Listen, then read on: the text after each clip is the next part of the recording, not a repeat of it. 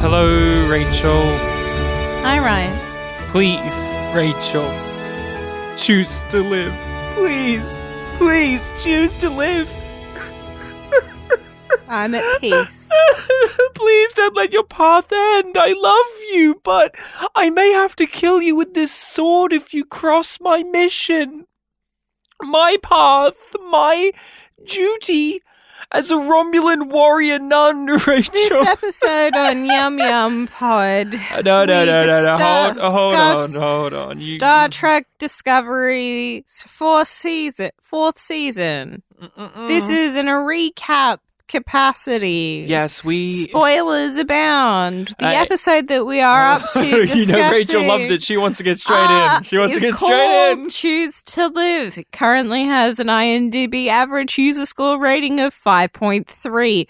The description that is offered up is Burnham and Tilly hunt for the killer of a Starfleet officer as Stamets and the science team race against the clock to prevent the anomaly from killing anyone else. They don't race, really. They sit and meditate and don't do jack shit. And that's not part of the science team.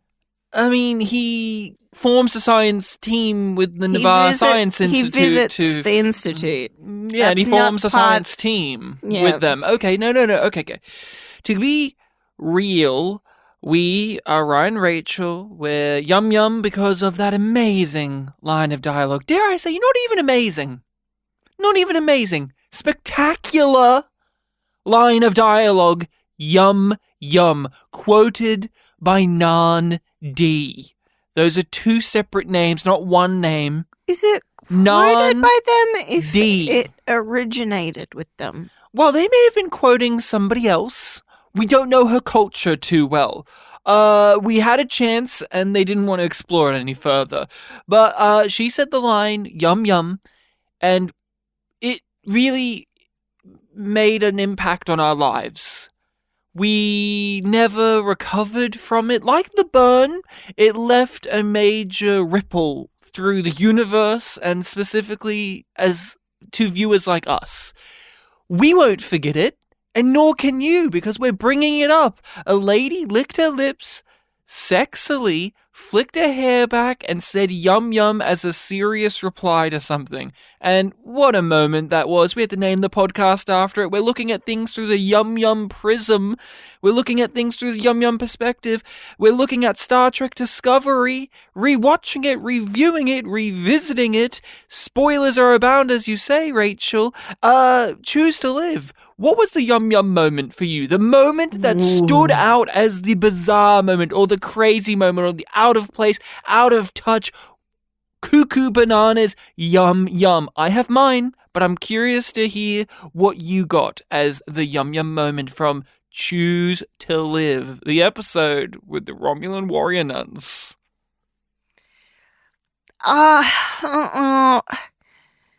There's not one that I find very striking. I've forgotten most of this episode, and we finished watching it less than 20 minutes ago.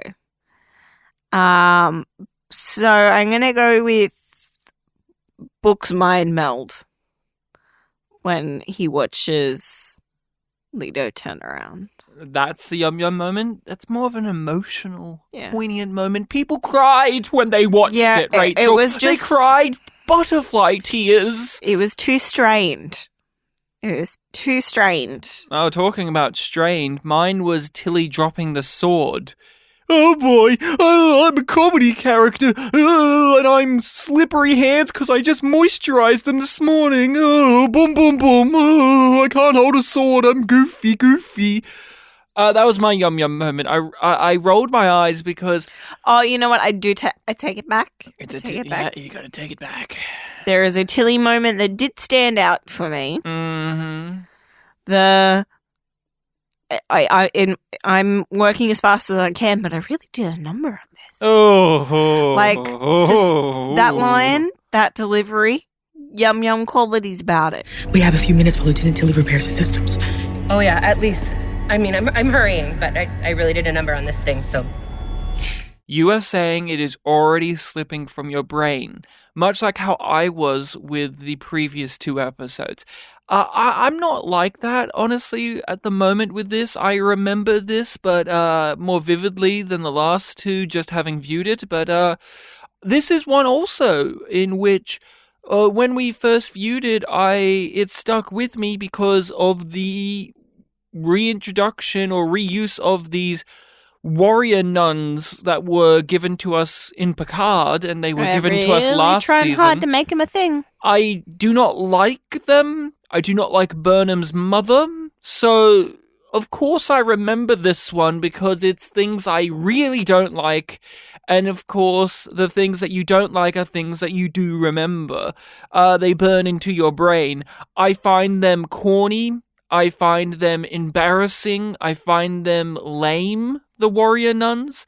It's that Stephen Moffat era Doctor Who type thing in which we're trying to make something cool, and it's just so forced. I always think of Peter Capaldi riding a tank playing an electric guitar while wearing sunglasses as a great visual identifier of what this is.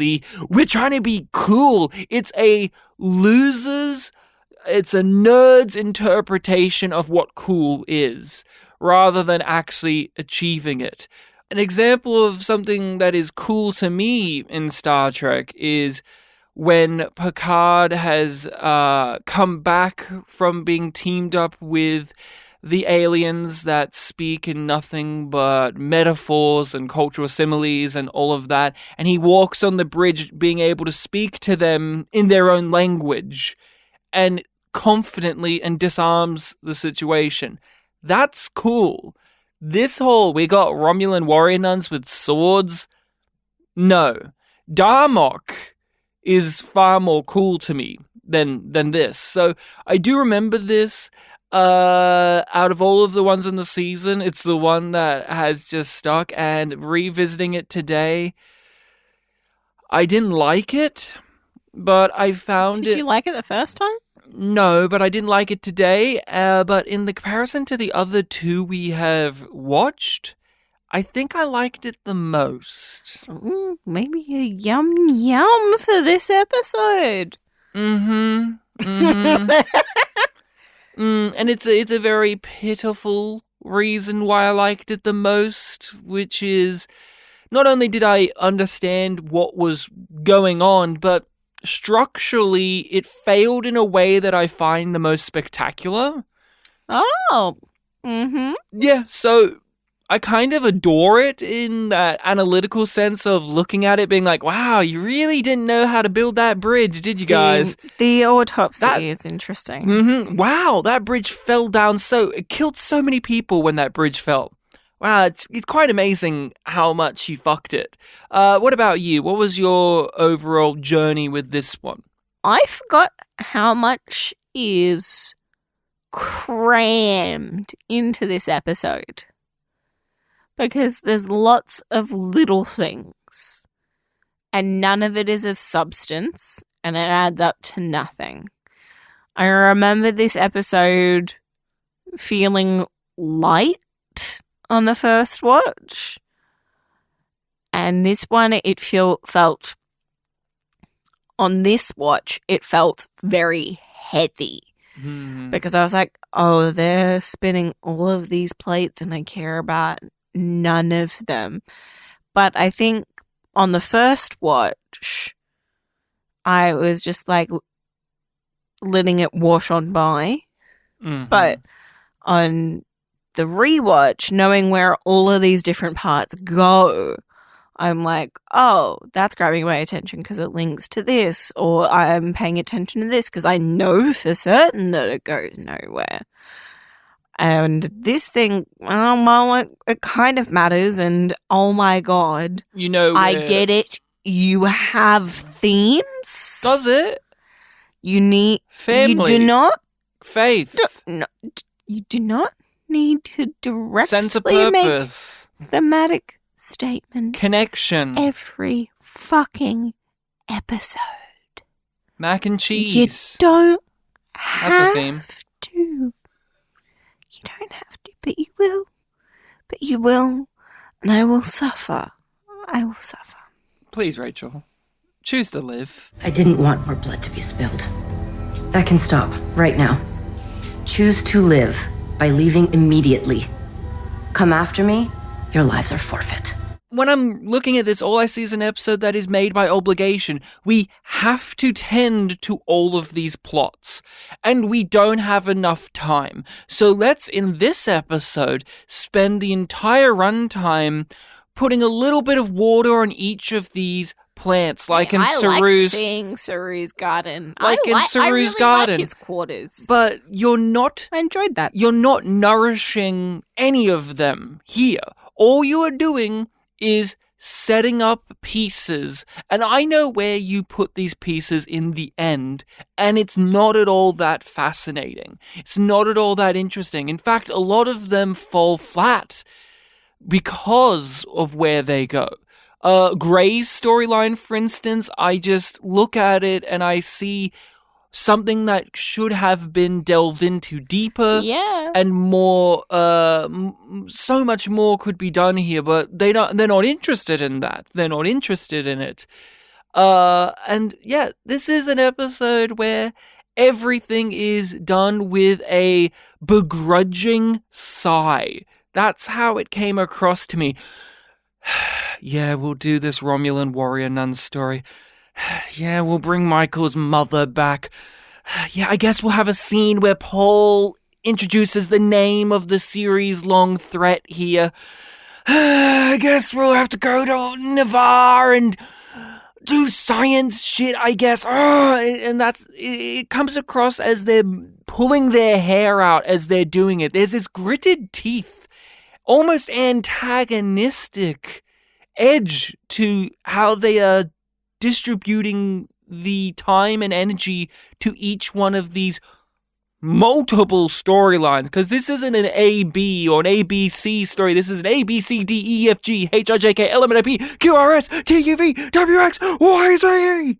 I never misfiled anything, not once, not one time. Not ever. Not ever. It's very impressive. Yes, very impressive.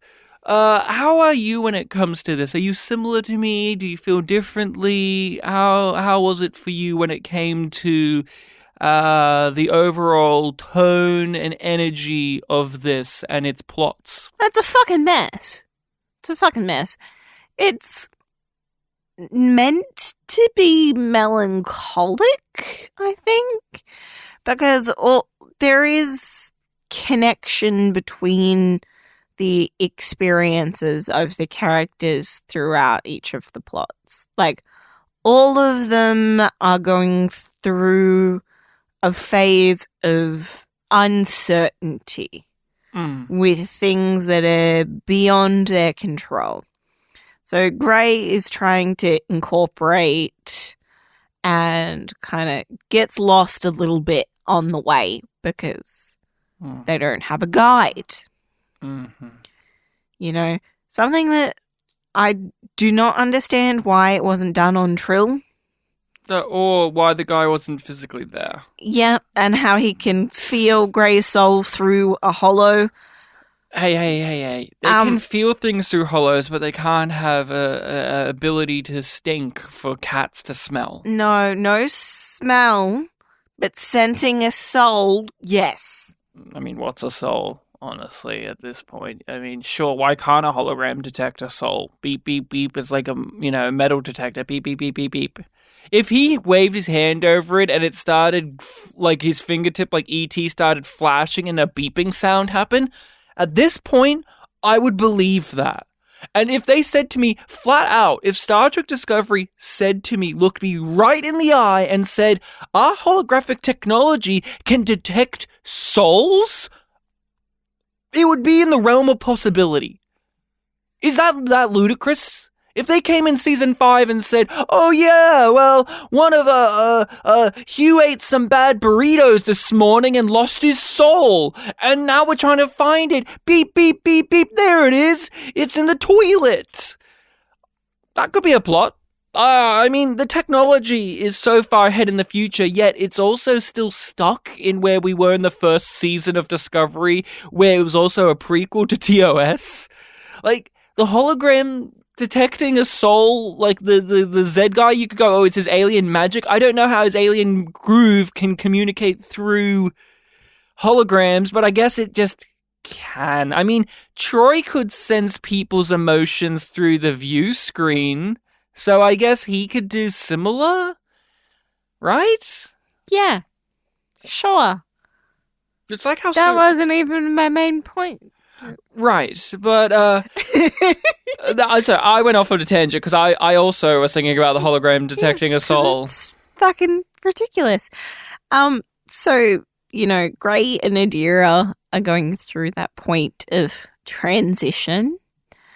I think I just want to go through all of them, as many as I can. Before you leap off on this, what you are going to do is go through a checklist, right?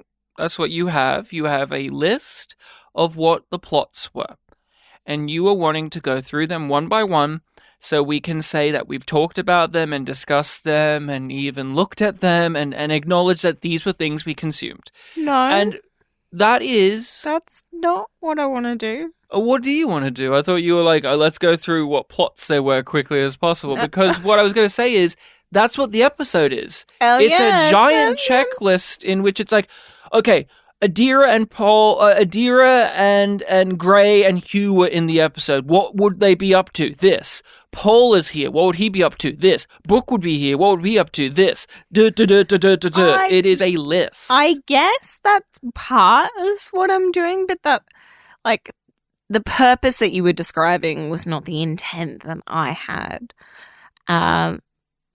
So this episode is heavy with themes.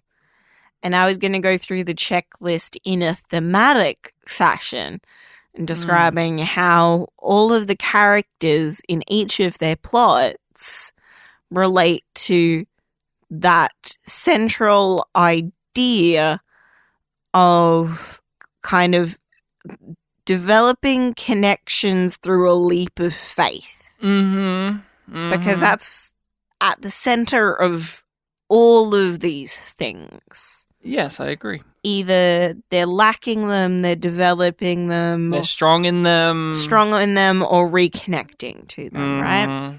So we have Gray and Adira with the physical body, Adira losing their connection to Gray in the way that they had it, because their relationship will be fundamentally different. And the worry that even if Gray will transfer and even live and survive, and they have to have faith. Connected in a distinct way.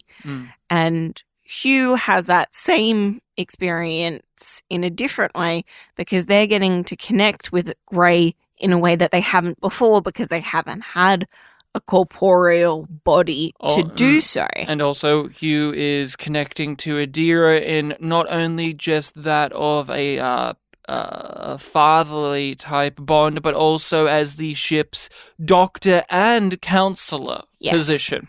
And so there's that dynamic there. There's that new role at play. And how do you do that?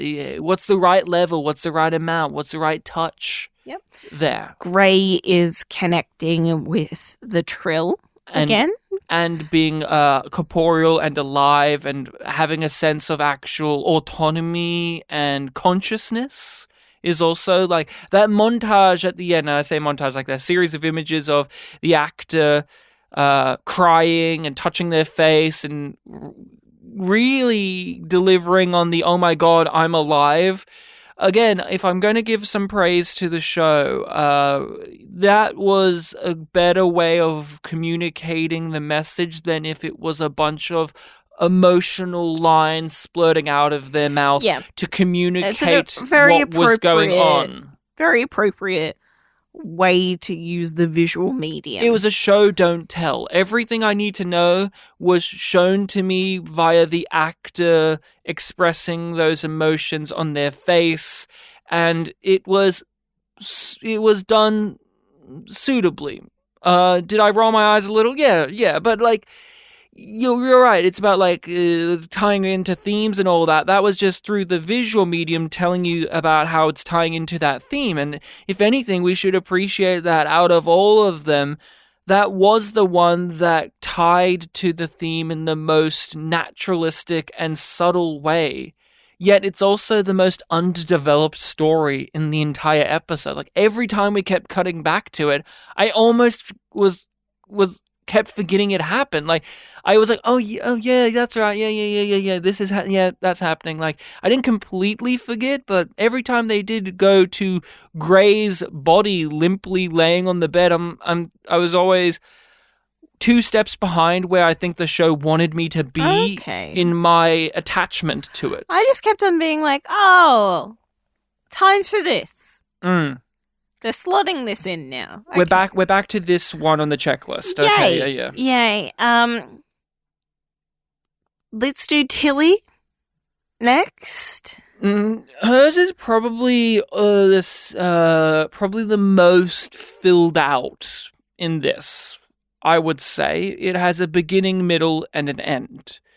I found it the most compelling, as well. Maybe because there's a part of me that's still like there's that 2017 version of Ryan Sliwinski that liked Tilly. And there's that still within me where I see Tilly struggling and I see Tilly wanting to be and reaching out to somebody like Saru, who they have developed throughout all 4 seasons a strong connection and friendship with. And that little essence of my care for the character of Tilly is just lit up a little bit for me to look at the storyline more favorably than any of the others here. It's still ham-fisted. It's still wrought with inappropriate tonal shifts and, again, slapping you in the face with what the motifs and themes are. But I was drawn to it. And maybe because also I have a bit of melancholy to tie it back into saying this episode has melancholy with where they do go with Tilly. I have a sadness of how they just open that trap door and inject her next episode. Even though she's not been a favorite character of mine, as we've all heard in previous reviews, I was drawn to it the most. It was the one where I go, oh, if this was another Star Trek show, if this was Strange New Worlds, this would have been unabashedly a Tilly episode. But it is fighting for time with all of the other plots. How did you go with it? Meh. Tilly is telling me things.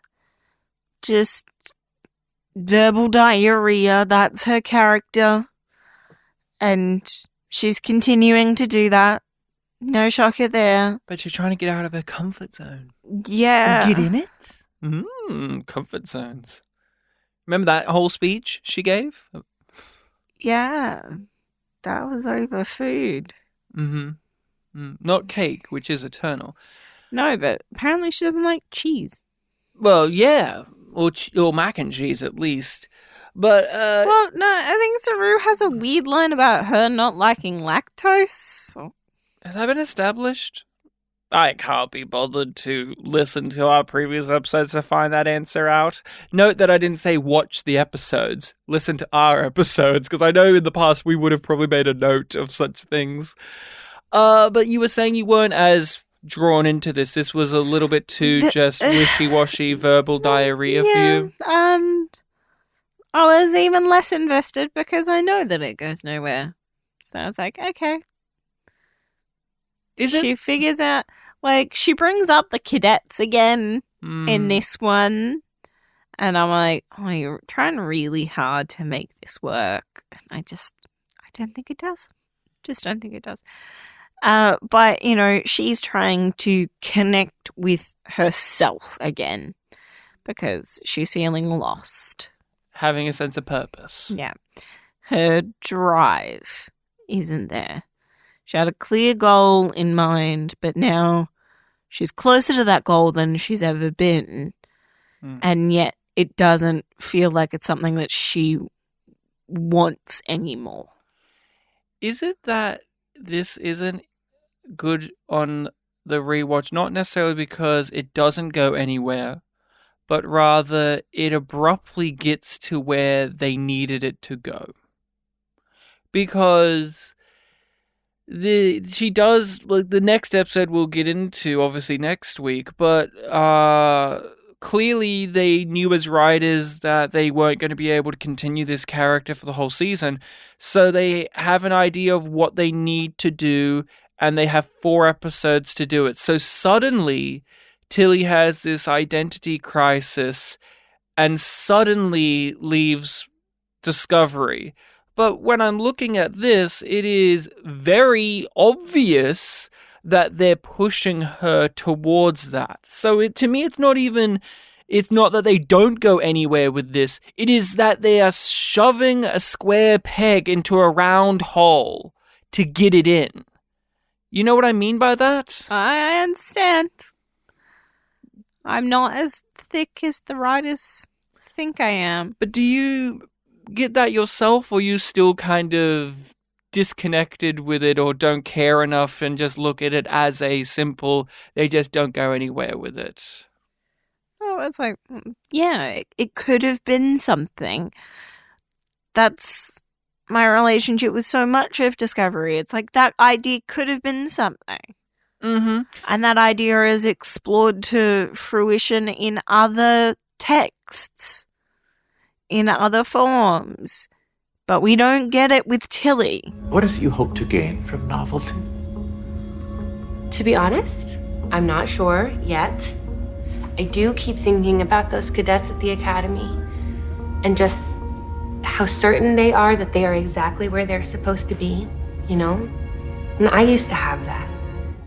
What's on the checklist? Let's just can we just lump Paul and Book together? I was going to go Stamets first. Let's do him briefly. So he's reconnecting or... He's trying to connect to Book. Yeah, no, that's not where I was going with it. Because that does come in later. Because, that's linking up with the previous episode with him trying to, But that is a drive... manage a drop of empathy or something like that. Well, that's a driving force of him doing everything he does. He's not even trying to... He's wanting to keep that promise. Yeah, he's not even trying to solve the DMA because of his usual ego, but rather solve the DMA in a way to relieve the burden and guilt of Book. And as we know from the previous one, he sees how Book is at the moment as a reflection of how he has been. So there is this weird kind of guilt loop between the two of them. And yeah, it ends up being sort of selfish in a way. Well, that's what I was going to ask. Do you think how Paul is being in this episode is selfish? And do you think the show thinks that? I don't know if the show thinks that, but I definitely do. Because he doesn't want to... It doesn't come across to me that he wants to connect with Book where he's at to help Book. That's a great way to put it. It comes across to me, especially with what he said last episode in mind about how, like, I don't want to look at you because it reminds me of how helpless I was. It's seeing Book lose his family makes him concerned that he could lose his. I also see it as inherently selfish, self-centeredly driven. I do not think the show thinks that. I think it comes across to them as him being noble and selfless. And also perhaps Anthony Rapp is so consumed in playing the egotistical side of Paul Stamets, and he has that theater energy where maybe he as an actor is pushing the what is supposed to be the selfless qualities of Stamets too aggressively, too forthright. I will relate it like this to get, to bring it into our lives. Whenever we get into a relationship squabble or argument or whatever, there's that moment, right, sometimes where one of the partners involved will try to push for the resolution to happen because they just want it to be over with. Not only because they're sick of being in it, but because they do want things to be good again. When we're having be that, done with this? Yeah, not only is it, can we be done with this? It's not that. It's not me saying to you, hey, Rachel, can we be done with this? It's me overstepping with my kindness and so-called selflessness because I want you to see that I'm over it or I'm willing to move on, and that means that you can join me in being able to move on. And that's what it comes across as with Stamets, of he is overdoing it. But again, I cannot remember if the show delves into this, and I don't think it does. I think we're supposed to see this as just noble old Paul Stamets who, is inherently an egotistical character. That is a part of his core descriptor that you would use is ego. And so you could make the case too is they're not betraying his character, because if he was what we would consider to be genuinely selfless, would that be a betrayal of the character that we know? Becoming a parent changes people. You left me stunned there because I didn't realize that one of the writers just entered the room here.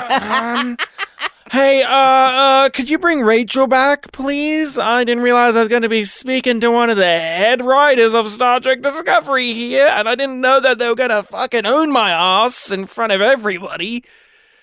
Yeah, we really look to the example of Barney Stinson and How I Met Your Mother. I can tell you when I lost interest in the episode, though. Oh, before. It involves Paul. It does involve Paul, okay. Yeah, when I lost it was, when I knew that we were in trouble, structurally speaking, is we've been built up. We're going to team up with these Romulan warrior nuns. We're going to team up with them, and we're going to do this. And then the other storyline is Gray and Hugh and Adira doing this. Okay, cool. And then, Book's also having a lot of stuff going on. Okay, I guess we're going to deal with that too. And then Michael walks into the room where Paul is with the spore drive and all that, and he's going through all of the fucking lore and exposition and build up for the DMA, and he drops the DMA and he's giving all this stuff for the DMA, and it's like laying out all of this stuff that they're going to do. And I went, wait, we're also doing this too? And then, of course we have to. And this.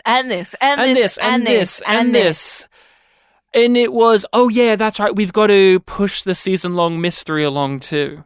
Instead of actually teaming up with warrior nuns and doing the mission and maybe learning something about each other along the way and having Tilly involved because Saru did this. And when we cut to that meeting where Paul's giving all the technobabble and his theories and what he wants and how he's going to solve it and explaining the DMA and giving it a name, I lost interest. I lost interest because I went, that's right, we have to, as you said, keep spinning the plates, and isn't it amazing that we keep spinning so many plates? Ooh, isn't it pretty?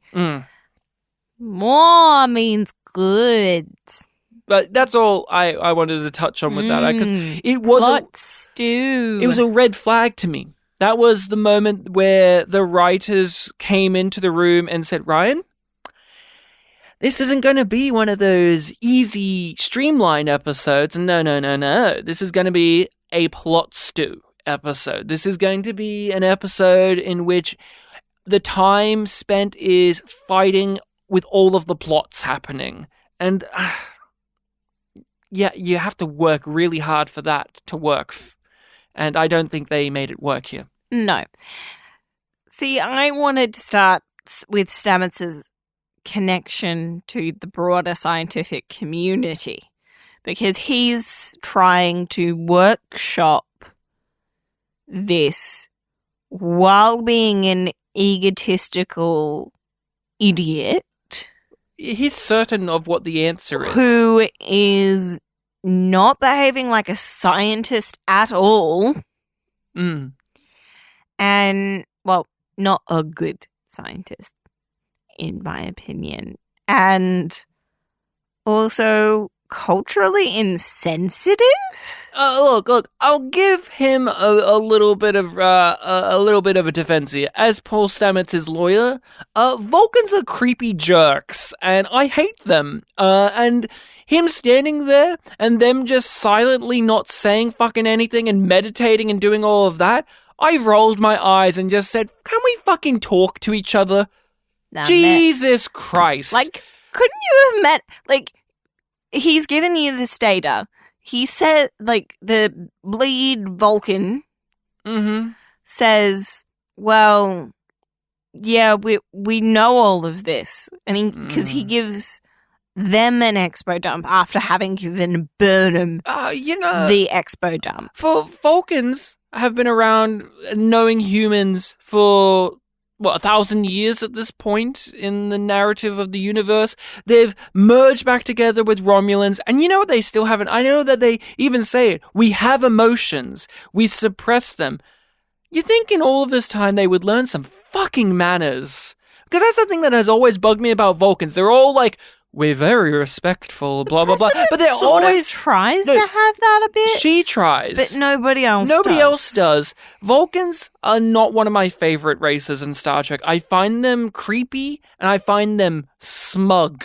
And only certain... Smug is a great word. And only certain actors can pull them off. Yes. Such as Leonard Nimoy or Mark Leonard.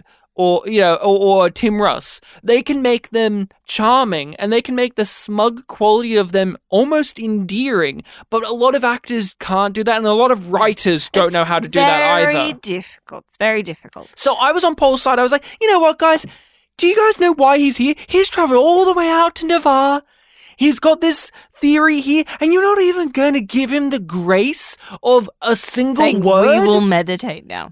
That was, like, that's basically what and he had to ask them what they were doing, but he did it in a dickish way. Yeah, he was like, guys, do you way. mind not sleeping right now? And it's like, oh, they're meditating, this is how they do it, blah, blah, blah, blah, blah.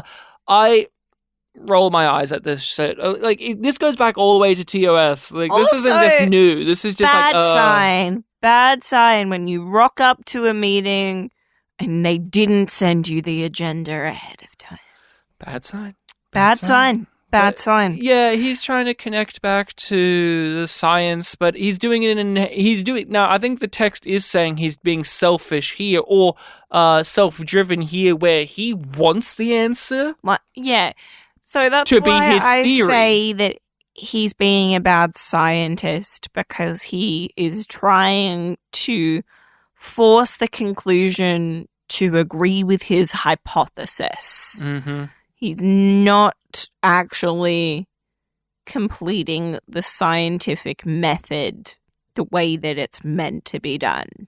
And that could be a cool character flaw to explore in the season. Yeah. They won't with him. They will with Taka, though. Taka? Is that his name? Taco? Burrito? That's what Hugh ate, and he lost his soul and went down the fucking toilet. Book? Beautiful. Yeah, it's a beautiful storyline. I can't wait for season 5, episode 2, Burrito Soul. Book comes along with him. Could you remind me why? He says that he just wants to. He's been helping out with the data. He wants to be helpful.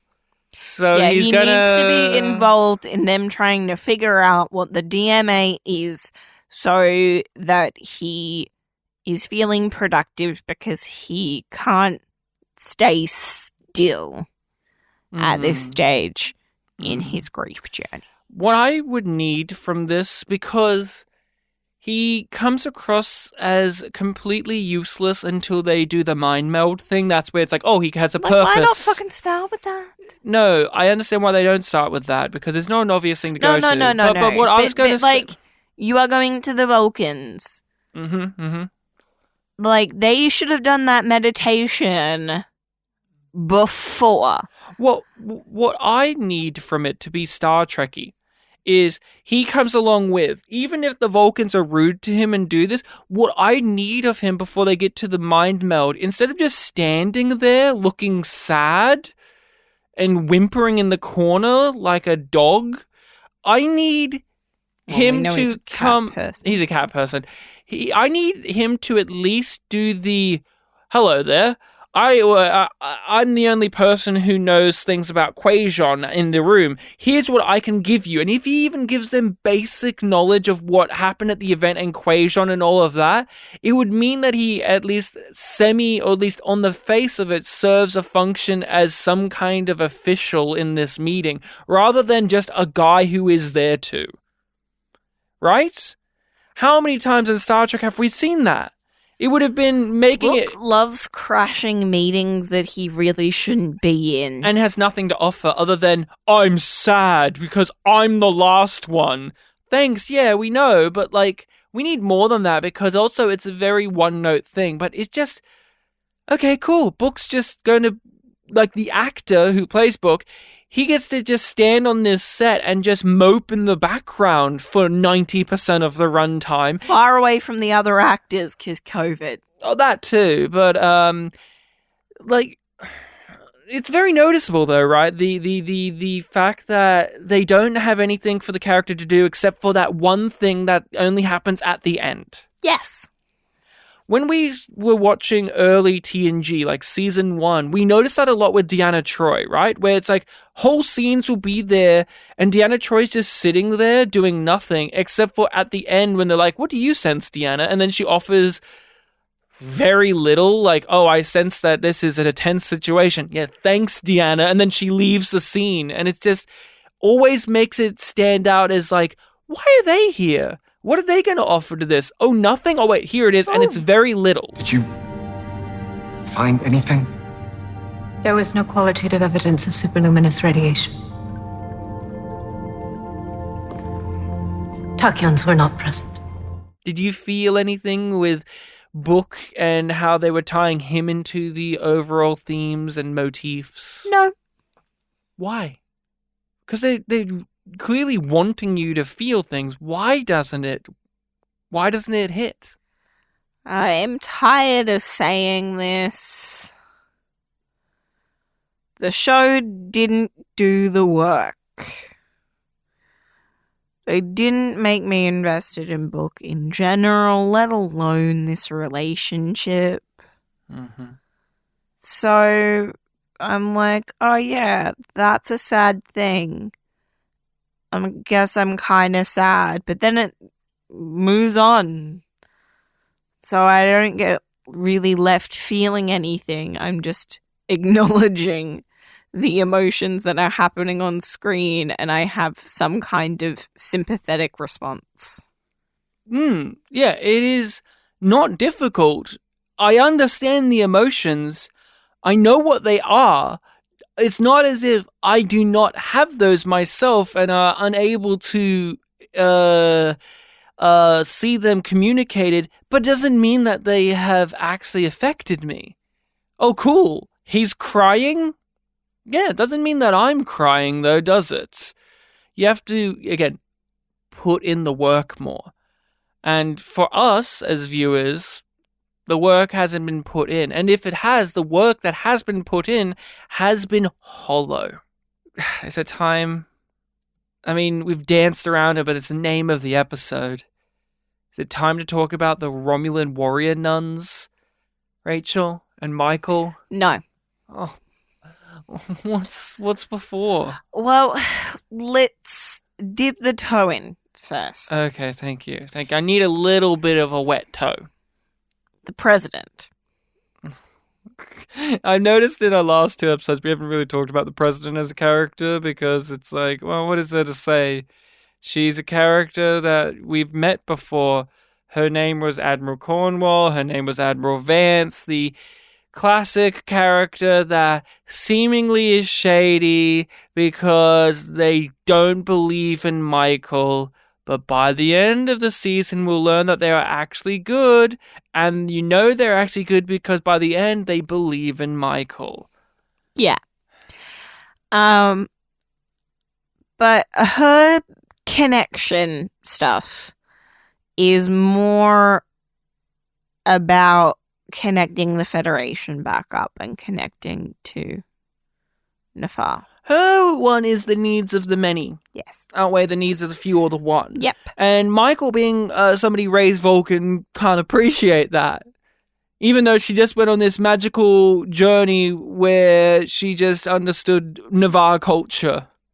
I mean, understandably, I mean, they are Romulan warrior nuns. Romulans aren't same as Vulcans, but I don't mind the president. I think it comes down to her performance more so than the writing itself, because the writing itself is very much kiddies' first politics, where they always play that sinister music and have Michael grimacing as if what the president is doing is unscrupulous and immoral, but it really isn't. And it's apart because the actress is playing it with absolute sincerity.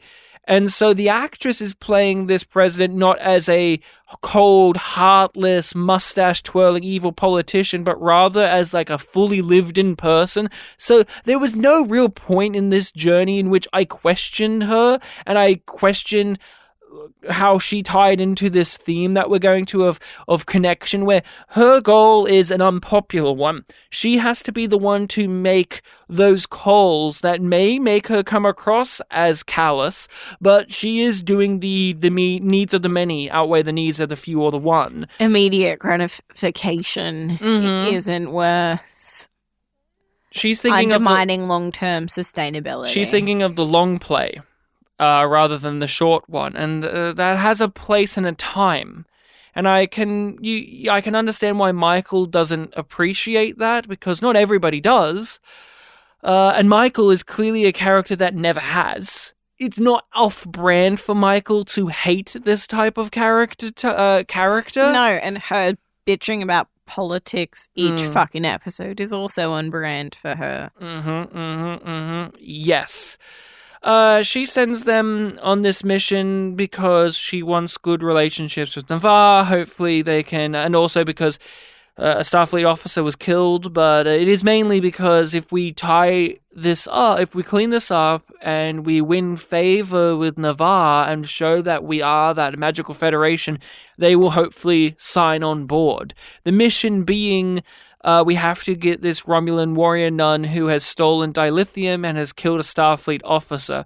We need to track them down, and we aren't just going to do a manhunt. We are going to team up with the Romulan warrior nun sect, respect their culture and their beliefs, but that doesn't mean that you, Michael, aren't the leader of the mission. That was actually a really good scene between Michael and the president, in which Michael is assuming that, I'm just going to have to bend the knee to to my mum and the Romulan warrior nun's way of doing it. But the president just coldly reminding, no. We're going to be accommodating, but you're still in charge. You do it the way we need this done, okay?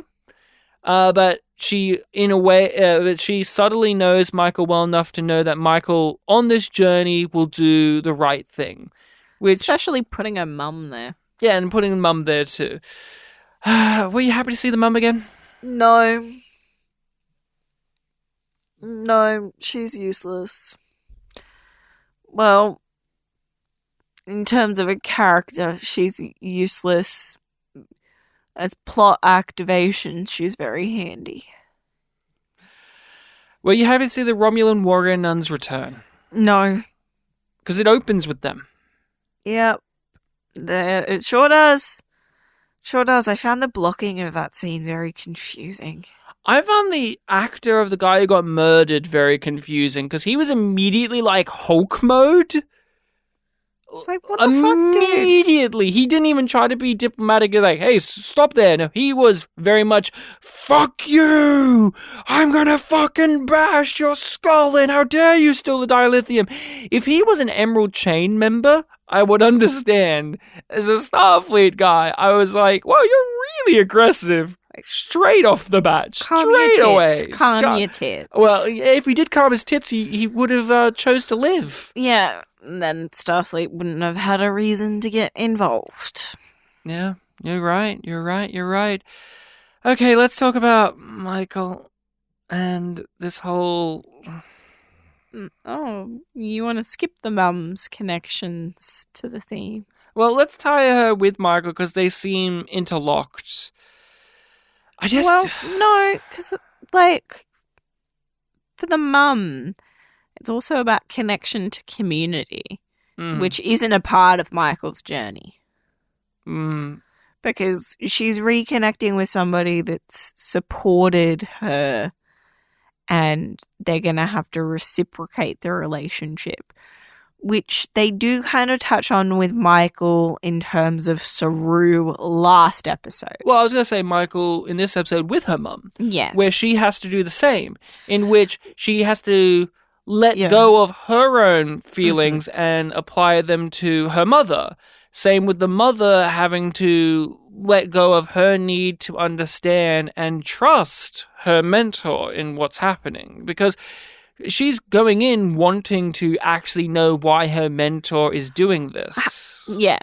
And the mum has unconditional positive regard for her mentor, which is not something that Michael has for the president, but will kind of learn to have it, sort of. And that's, in a way, what Vance's metaphor is also kind of getting at. Yeah, and Michael doesn't have undying trust in her mother. But by the end of this episode, she does have more trust with her mum because her mother has proven to be a slippery character in this series. Somebody who did not live up to the image she had of her as a child. And so here the mum swaggers in and she's all, I'm Guatemala and I'm gonna be this.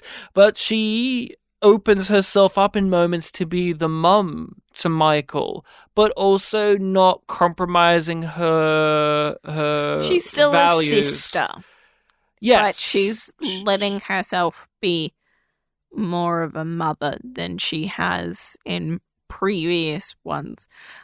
But that's also a similar journey to what she has in that episode where she pops back up when they're trying to get the data from the Science Institute. The Logic Tribunal. Yeah. Okay, look, can I just say that we can talk about the themes and how it connects to connection and all of that, and that's great. You know, Discovery has themes. You can't say it doesn't have themes. And does it connect to its themes? Yes, it does. You know how? Because they tell us that it does. And if you're worried that it's just that they tell us, don't worry, they show us that it does. That's not enough. That's not enough. To create meaning. It's not enough. And a major factor in that is I have to not only care about the story, but the characters. There are some characters where you can give them a theme all you like, and it doesn't matter. Wesley Crusher has so many stories with so many well-plotted out themes. Doesn't mean I enjoy them. Oh, great. The writers did the bare minimum and had the character connect to an overarching theme of an episode. Wonderful. You mean there's a point for this story? There's a point of some reason. So we have this whole thing with Michael's mother and Michael, and they have to track down this Romulan warrior nun, and they find this planet, but it's actually a ship, and the ship is this race of people, and the nun has sworn her fealty to them, and on and on and on it goes. It's not very fun to watch. It is a story that is dehydrated. It is needing moisture. I want to drop some water on it and see it grow, but it is so shriveled. It is just dying in front of my eyes because of how undernourished this is. Ryan. Because there's nothing to it. You know what's going on. As soon as they see the dead alien body, you go, oh, well, she's sworn her fealty to this alien race, and that's why everything's going on. And then you have to spend time just waiting for everything to catch up with no real twists or kinks or turns in the story. Ryan, I'm so proud of you.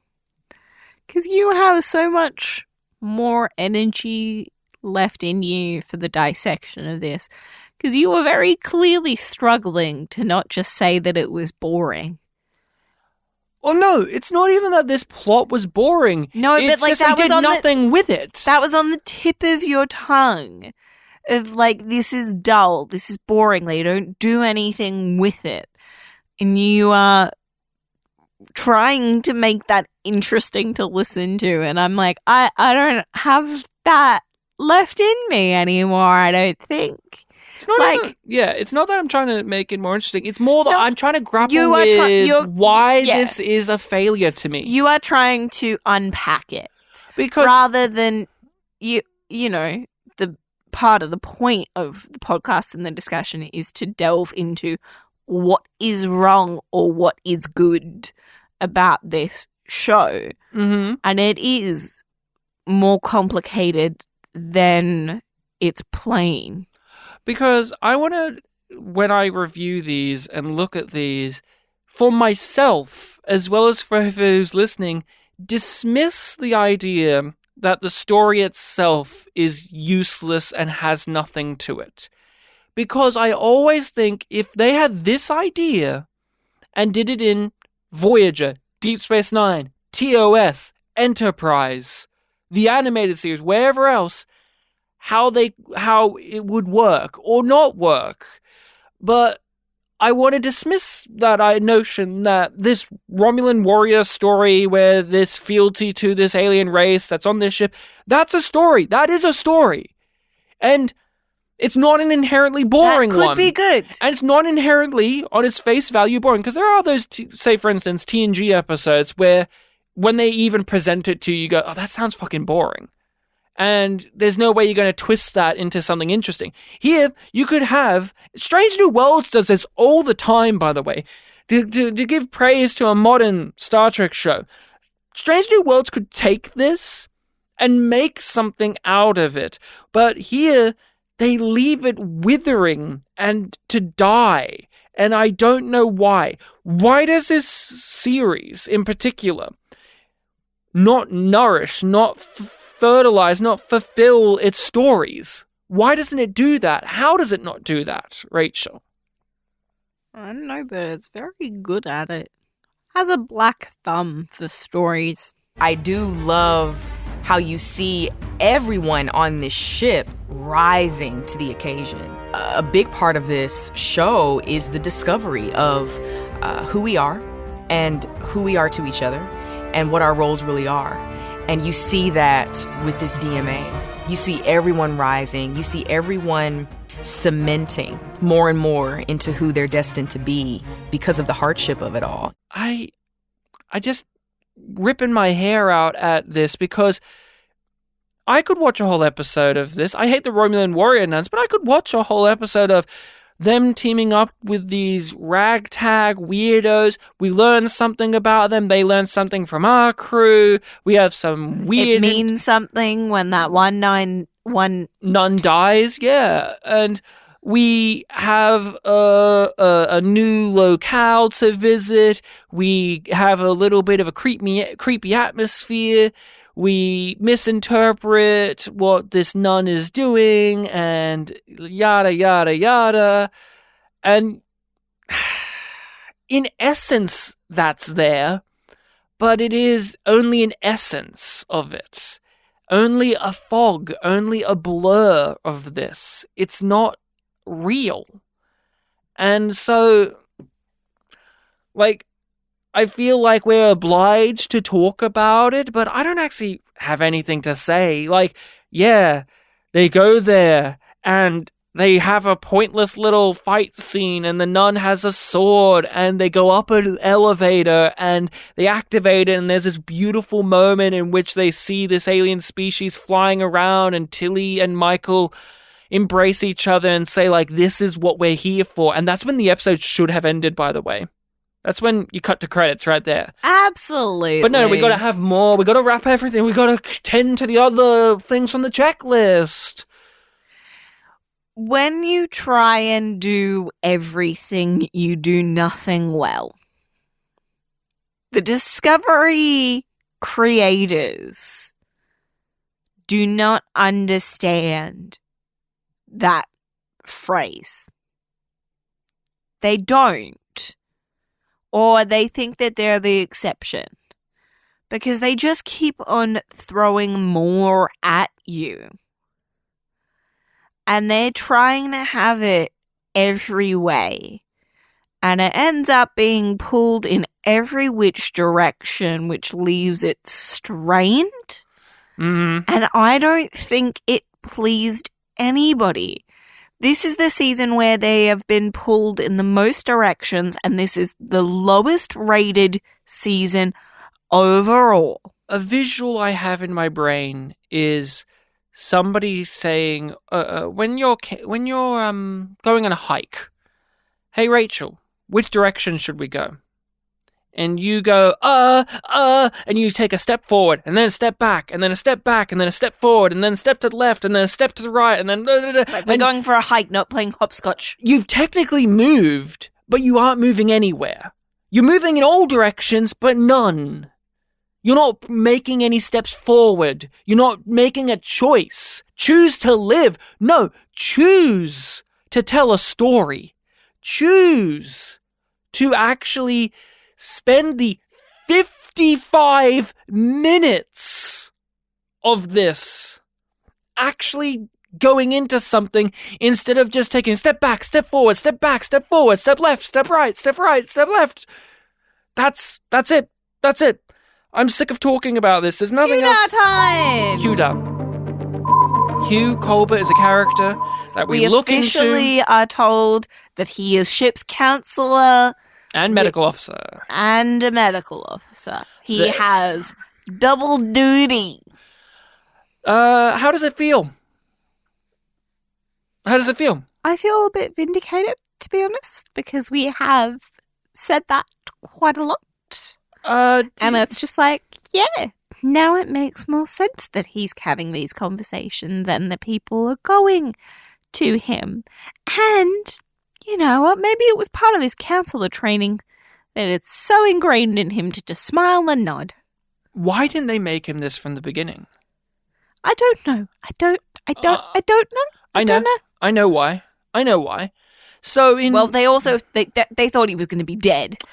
Yeah, that's a great point. But no. I know why. Okay, say we look at it and go, okay, in the grand scheme of the show, why didn't they make him the counselor to begin with? The reason why is because there's only been one counselor character in the ensemble of casts, and that is Deanna Troi. And he's not an Empire? No. It is not a recurring staple of the ensemble in Star Trek. So they don't need to fill that in. What you need to fill in, okay, if you were the head you need a medical officer if you were the more than head you need a counselor in the ensemble, according to the expectations and the blueprints that are set out by the other series. If I was given Star Trek and I was told to create a show, one of the first things I would think about is what characters would I want and what roles will they need? Okay, I need a captain, a first officer, I need an engineer, I need a chief of security, I need a doctor. Just bam, bam, bam, bam, bam. The command staff. I need a command staff. You would absolutely fill out the command staff. And guess who's not there? A counselor. That was actually one of the things that... what? Hugh isn't. Head of medical. No, but that was a part of their... See, we're not like old Star Trek, but we kind of are. Because although Hugh and Paul are not chief engineer and chief medical officer, in the purpose of the narrative they are. For what They we serve get the same function, but without the title. without the title. Paul is the guy we cut to in engineering who speaks engineering babbly. Oh, but it's through sciencey mushroom shit. Yeah, either way, it doesn't matter. We always cut to him and go, hey, Paul, can you turn the ship on?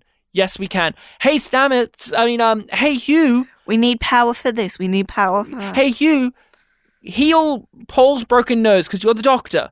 It was an expectation. That's what made Deanna Troi an interesting thing in concept is having a counselor was actually a smart idea. That was actually really clever. That wasn't something you would expect, but it actually would make a lot of sense and would actually be cool. And I actually wish that other Star Trek shows were willing to have a counselor character. That's actually why I appreciate that they made Hugh the counselor here finally, because the actor is better at playing that. It's kind of like how Guinan would have been a better counselor than Deanna Troi because Whoopi Goldberg just has that warmth and energy in their performance, while Marina Sirtis was always kind of weirdly cold and obviously alien and didn't feel like there would be a counselor you would want. Like, would you want Deanna Troi as your counselor? No, but it's would you? just I need to talk to somebody. She's the only one there. And she's not doing anything else other than being sexually assaulted or eating fudge. So we got to let her do some work on the ship. But, Hugh, you'd want him to be a counselor. He seems like a nice guy and he seems like he listens and cares. Yeah. That's all I have to say about Hugh because most of the time he's just smiling and nodding and giving positive affirmations. You are the best. And I'm so glad to see you, Gray. It's finally great to see you, and we hug, and it's really tender. And I'm sure I'm gonna watch Adira aggressively play like hollow darts. There was a conversation with Saru, in which Saru had that alien phrase you loved so much about riding that thing, but you only have one set of buttocks. You were really upset with that line. I was just like, what the fuck? Like, is that the Yum Yum moment? Let's be real. Oh boy, It probably is. Yeah. I am not enjoying the repeated versions of these not jokes that have been in the first couple of episodes so far. I had forgotten about them. But the, my culture's different jokes. And the last couple have been Tilly using references to Earth and then explaining them. This one was slightly better because they didn't over-explain it. You're right. But it was still weird. There is a difference between a humorous tone and humor. And that is what this is. Yeah. There's a humorous tone. There's no real humor, though. All right. What do you rate this? Yum being bad or Yum Yum being good? That's our system of rating. There is no half yums. We're not allowed to give a, I actually feel like this is kind of good, but I want to say Yum Yum, Yum Yee. No. Rachel, Yum or Yum Yum? Yum Yum. Yum Yum. Yum Yum. No, I'm kidding. It's a yum. Yum.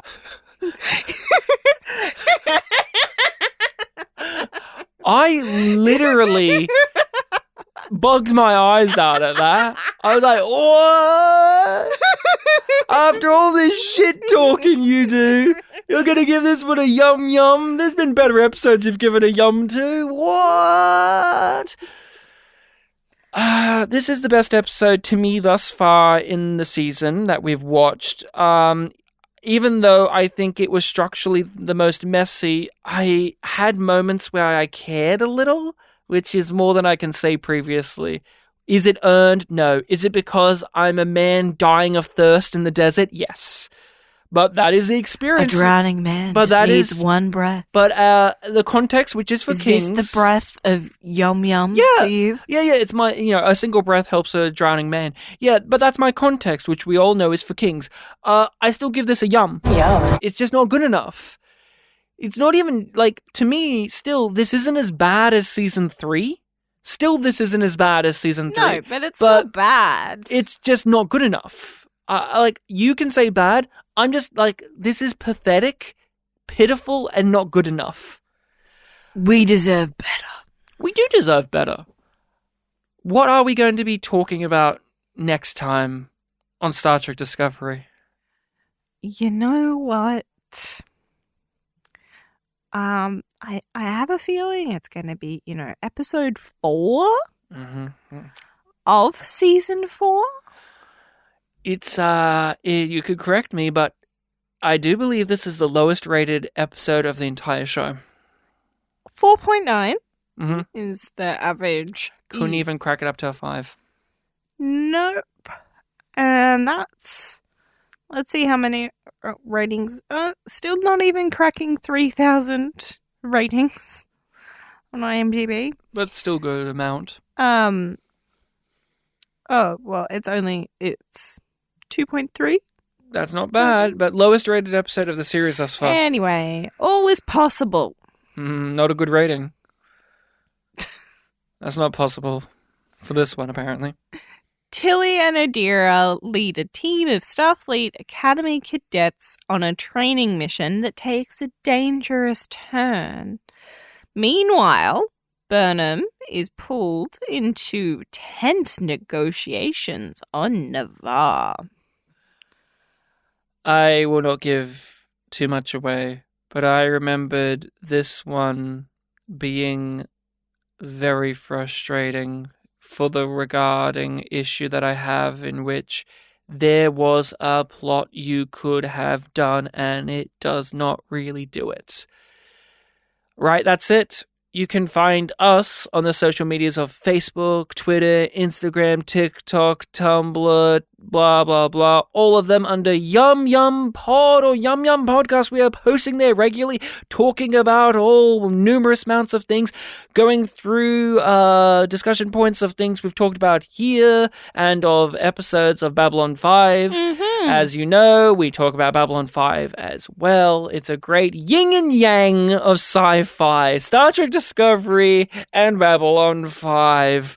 Really on the opposite ends of the spectrum. But we go through them, and if you aren't aware that we talk about B5, check that out. We have an email if you want to contact us directly. What is the email, Rachel? yumyumpod@gmail.com. But for your convenience, all of that is linked in the description, as is our Patreon. Our Patreon, in which we give a bountiful load of bonus content, ranging from discussions of movies, such as the Star Trek movies and the X-Men movies.